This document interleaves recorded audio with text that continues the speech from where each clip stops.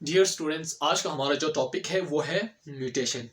आज हम म्यूटेशन को डिटेल में डिस्कस करेंगे। सबसे पहले हम इसकी जो सोर्सेस हैं जो कि म्यूटेशन करवाता है किसी सेल या ऑर्गेनिज्म के अंदर, उसके बाद इसकी जो टाइप्स हैं हम उसको भी डिस्कस करेंगे। So let's start. What is mutation? तो mutation change in the sequence of DNA को क्या कहा जाता है? Change in the sequence of DNA, उसको क्या कहा जाता है? म्यूटेशन। अब इसके अंदर म्यूटेशन के अंदर चेंज से मतलब ये क्या है? इसके अंदर डीएनए के अंदर न्यूक्लियोटाइड की चेंज हो सकती है। न्यूक्लियोटाइड की चेंज को क्या कहा जाता है? म्यूटेशन। अब इसके अंदर सिंगल भी हो सकते हैं ये म्यूटेशन, फ्यू न्यूक्लियोटाइड्स की भी हो सकते हैं, तो हमने उसको क्या कहा? म्यूटेशन। अब इसके अंदर दो इंपॉर्टेंट वर्ड्स हैं। एक है हमारे पास म्यूटेजेंस, दूसरा हमारे पास म्यूटेंट्स। तो सबसे पहले हम देखेंगे कि म्यूटेजन क्या है। तो म्यूटेजन वो एजेंट है, एक ऐसा एजेंट जो किसी सेल या ऑर्गेनिज्म के अंदर म्यूटेशन करवाता हो, उस एजेंट को हम क्या कहेंगे? म्यूटेजेंस। वो एजेंट जो किसी सेल या ऑर्गेनिज्म के अंदर म्यूटेशन करवाता हो, ऑर्गेनिज्म या सेल के अंदर क्या करवाता हो? म्यूटेशन, उसको हम क्या कहेंगे? म्यूटेजेंस। अब दूसरा हमारे पास है म्यूटेंट्स। अब वो सेल या ऑर्गेनिज्म, वो सेल और ऑर्गेनिज्म जिसके अंदर म्यूटेशन हुआ हो, उस सेल और ऑर्गेनिज्म का नाम क्या है? हमारे पास म्यूटेंट्स। उसको क्या कहा जाता है? म्यूटेंट्स कहा जाता है। अब हम म्यूटेजेंट्स की डिफरेंट टाइप्स पढ़ेंगे। म्यूटेजेंट्स को थोड़ा डिटेल में हम डिस्कस करेंगे। तो सबसे पहले हमारे पास क्या आता है? फिजिकल म्यूटेजेंट्स। फिजिकल म्यूटेजेंट्स। अब फिजिकल म्यूटेजेंट्स के अंदर हमारे पास क्या आता है? रेडिएशन। अब इसके अंदर क्या हो सकता है? इस रेडिएशन के अंदर अल्ट्रावायलेट रेडिएशन, गामा रेस हो सकते हैं, gamma rays and x rays वगैरह एंड एक्सेट्रा। ये सारा क्या है? हमारे पास फिजिकल म्यूटेजेंस है। ये क्या है? म्यूटेजन जो कि क्या करता है? किसी सेल या ऑर्गेनिज्म के अंदर अगर कोई चेंजेस ला रहा हो, कोई रेस, तो हम उन तमाम रेस को क्या कहेंगे? फिजिकल म्यूटेजेंस कहेंगे। अब सेकंड टाइप्स हमारे पास आता है केमिकल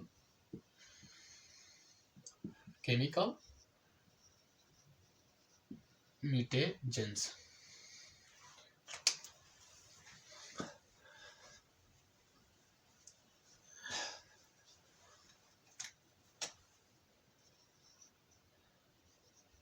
म्यूटेजेंस। अब इस केमिकल म्यूटेजेंस के अंदर क्या क्या चीजें आती है? केमिकल्स मींस वो तमाम केमिकल्स जो किसी सेल या ऑर्गेनिज्म के अंदर अगर म्यूटेशन करवाएं तो हम उन तमाम केमिकल्स को क्या कहेंगे? केमिकल म्यूटेजेंस कहेंगे। क्या कहेंगे? Chemical mutagens. अब इसके अंदर मस्टर्ड गैस हो सकते हैं, मस्टर्ड गैस। दूसरा हमारे पास नाइट्रस गैस एंड एक्सेट्रा। ये दोनों हमारे पास क्या है? केमिकल म्यूटेजेंस कहेंगे, क्योंकि इनकी वजह से किसी सेल या ऑर्गेनिज्म के अंदर म्यूटेशन हो सकते हैं। अब तीसरा हमारे पास जो बचा है वो है हमारे पास बायोलॉजिकल म्यूटेजन। Biological mutagens.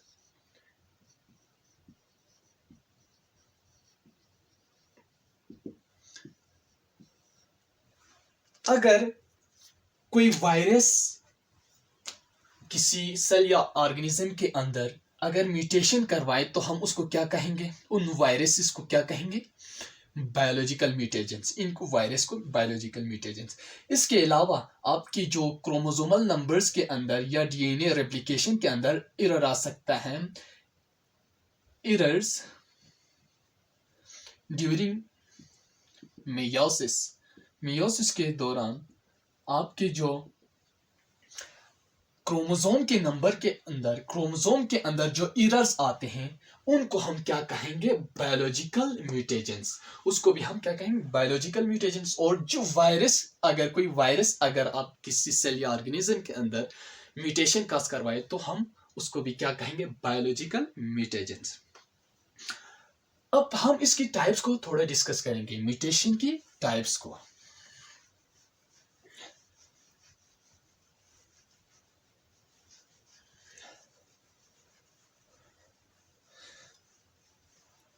अब म्यूटेशन की सबसे पहले दो टाइप्स हैं। एक है हमारे पास स्पॉन्टेनियस म्यूटेशन, दूसरा हमारे पास क्या है, इंड्यूस म्यूटेशन।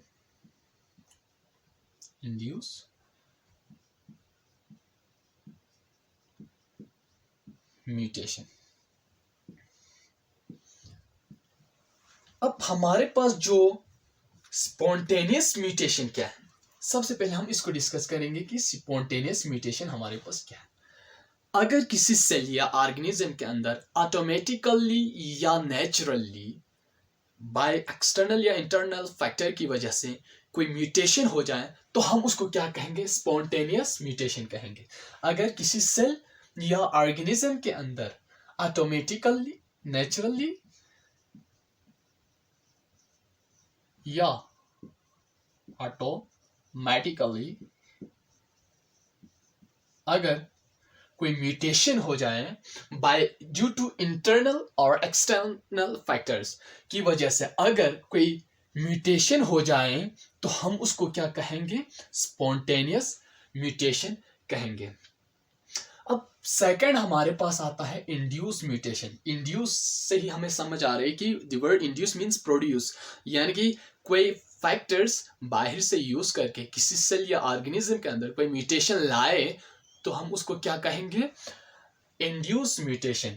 अब इंड्यूस म्यूटेशन के अंदर हमारे पास क्या हो सकते हैं, हम किस चीज के लिए कर सकते हैं, वेराइटीज ऑफ ऑर्गेनिज्म, वेराइटीज लाने के लिए किसी ऑर्गेनिज्म के अंदर वेराइटीज लाने के लिए अगर बाहर से कोई फैक्टर को यूज करके हम म्यूटेशन लाए तो हम उसको क्या कहेंगे, इंड्यूस म्यूटेशन कहेंगे। ये हो गया हमारे पास टाइप्स। अब जहां पे अब इसके बाद जो म्यूटेशन है ना, उसको दो मजीद फर्दर टू टाइप्स में डिवाइड किया है। यानी कि ये म्यूटेशन कहाँ पे होते हैं, या ये डीएनए के लेवल पे हो रहे हैं या क्रोमोसोमल लेवल पे हो रहे हैं, उसकी बेस पे इसको फर्दर टू टाइप्स में डिवाइड किया गया है। अब उसके अंदर सबसे पहले जो क्रोमोसोम्स के अंदर डीएनए, एक है हमारे पास पॉइंट म्यूटेशन, दूसरा हमारे पास क्या है, क्रोमोसोमल म्यूटेशन। क्रोमोसोमल म्यूटेशन और एबिरेशन भी कहा जाता है इसको, एबिरेशन। अब सबसे पहले हम पॉइंट म्यूटेशन को डिस्कस करेंगे। पॉइंट म्यूटेशन क्या है। अब पॉइंट म्यूटेशन डीएनए के अगर किसी पॉइंट पे अगर कोई म्यूटेशन हो रहा हो तो हम उसको क्या कहेंगे, पॉइंट म्यूटेशन। यानी कि इसके अंदर क्या हो सकता है, डीएनए के एक या फ्यू न्यूक्लियोटाइड्स के अंदर चेंज आ सकते हैं। अब यहाँ पे हम एक एग्जांपल की बेस पे समझेंगे। फॉर एग्जांपल ये क्या है हमारे पास, ATT, ए यहाँ पे डबल टी है, TGC, T T और A। ये हमारे पास क्या है, एक सीक्वेंस है न्यूक्लियोटाइड्स की, नाइट्रोजनस बेस की। अब यहां पे क्या होगा, इसके अंदर 3 टाइप्स होंगे जो पॉइंट म्यूटेशन के अंदर। एक हो सकता है यहाँ पे डिलीशन भी हो सकता है, डिलीशन, उसको भी डिस्कस करेंगे अभी इसके अंदर। अब दूसरा हो सकता है हमारे पास इंसर्शन, और तीसरा हमारे पास हो सकते हैं सब्स्टिट्यूशन।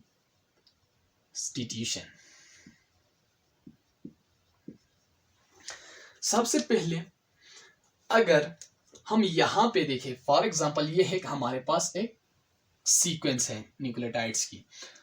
अब यहाँ पे ATT AGC TTA, अब ये कोडॉन्स के फॉर्म में है, एग्जैक्ट कोडॉन्स की फॉर्म में है। ये स्पेसिफिक किसी अमाइनो एसिड को कोड करना है इसने।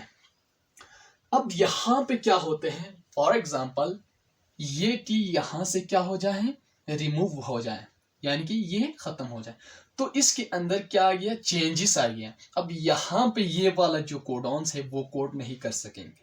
अब यहाँ पे एक क्या है, न्यूक्लियोटाइड्स की कमी है, ATT ये दोनों करेगा, ये नहीं करेगा। अब यहाँ पे क्या आ गया, चेंजेस आ गया।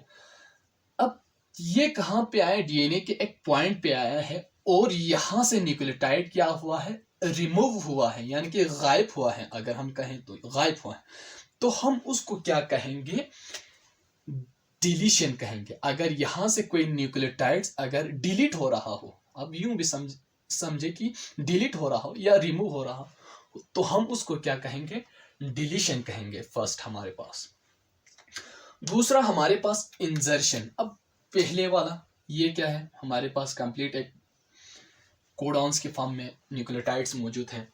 अब ATT है, AGC TTA। अब यहाँ पे क्या होते हैं, बाहर से कोई न्यूक्लियोटाइड्स आके क्या होता है, यहाँ पे इंसर्ट होता है, यहाँ पे इंसर्ट होता है, इसके अंदर घुस जाते हैं।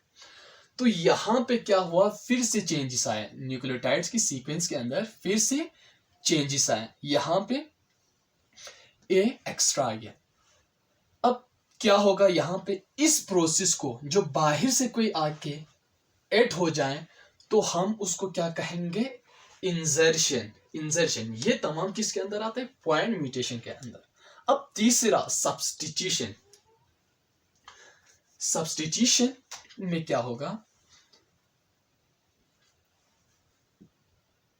फॉर एग्जांपल यहां पे ये कोडॉन्स के फॉर्म में क्या है, हमारे पास न्यूक्लियोटाइड्स मौजूद है।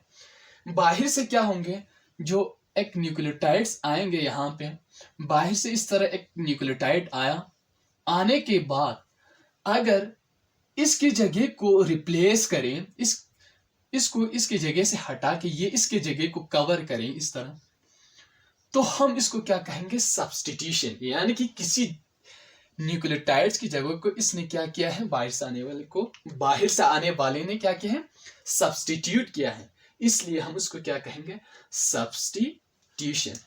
इस तरह हमारे पास क्या हो गया, 3 टाइप्स। ये क्या था हमारे पास, पॉइंट म्यूटेशन। अब दूसरा हमारे पास है क्रोमोसोमल म्यूटेशन।